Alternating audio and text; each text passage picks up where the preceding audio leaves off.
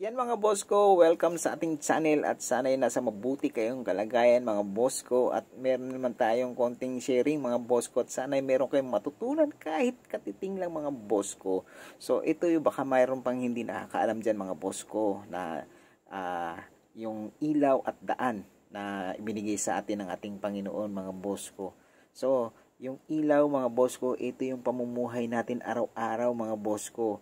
At yung daan naman mga boss ko, ito yung araw-araw na dinadaanan natin, no? So, kung meron mga pagsubok sa buhay, lalo na sa tao ngayon mga boss ko, medyo madamdamin ang mga tao at laging hatred ang umiiral sa buhay ng tao ngayon mga boss ko. At sana mga boss ko, wag natin pairalin yung hatred mga boss ko.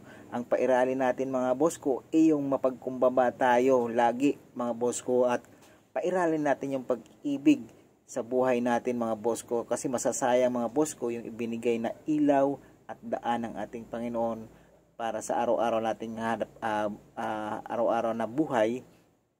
Sana lagi tayong mapagkumbaba at mapagmahal sa kapwa mga boss ko. Yun lang naman mga boss ko at hindi ko na pahabain pa yung video na ito at sana'y meron kayong natutunan kahit gatiting mga boss ko.